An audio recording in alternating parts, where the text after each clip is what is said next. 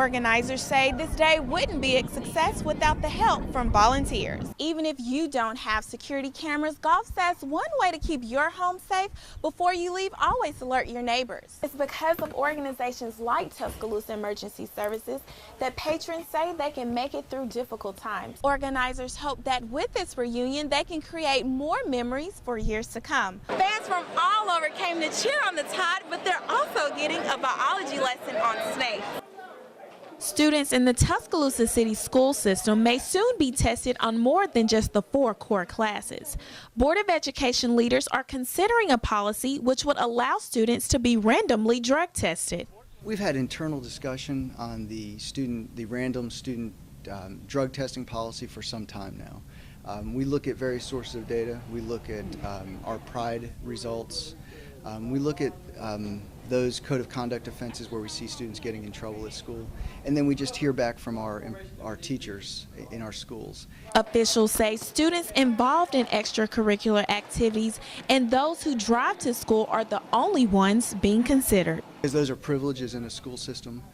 You cannot do this with students as part of their educational program, but these are extracurricular activities. Valerie Barron is a parent and also works for the city schools. She says she supports the idea. Drugs are so prevalent in our society, and kids they have such an easy way to get to the drugs now. I mean, when I was in school, you really didn't hear much about drug activity in high school, but statistics and numbers show us that has changed considerably. Another parent agrees. As me as a parent, I'm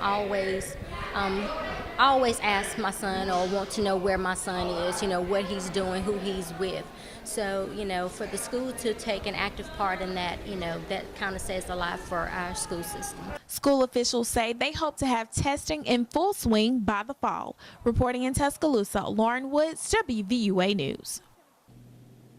The smell of grass and the light standing tall around the ballpark are elements of Rickwood Field that linger in these men memories.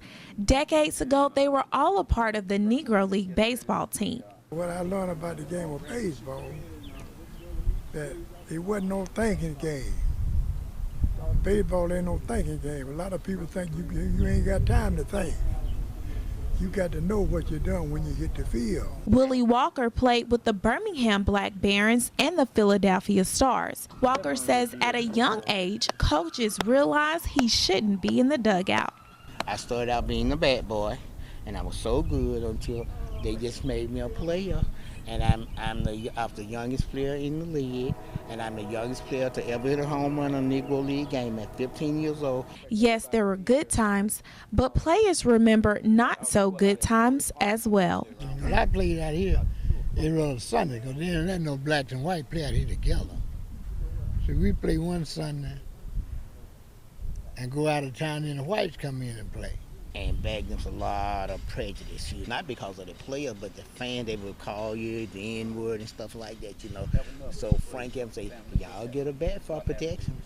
Because you had to change on the bus. Very few white parks we played in would let you use their dressing room. So we changed it. Basically, we did everything on the bus. Clayton Sherrod and Dr. Leighton Ravel co-organized the reunion to get the ball players back together.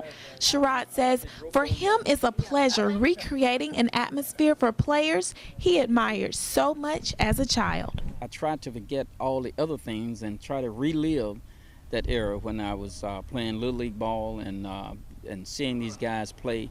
I could actually look at some of the guys that played during that time and look at them today, and I can still see the youthfulness in them. Organizers hope that with this reunion, they can create more memories for years to come. Reporting at Rickwood Field, Lauren Woods, WVUA News.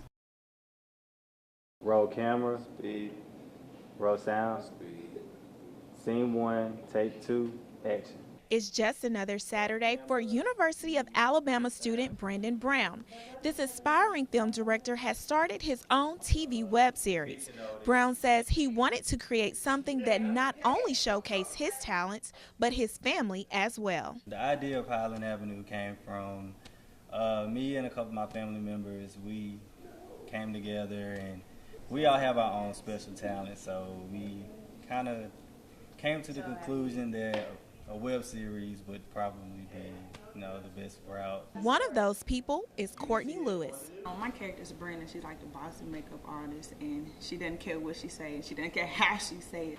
I know he ain't down no picnic. And then that's a different girl. Wait a minute. I can't see, wait. I didn't eat on my set with me.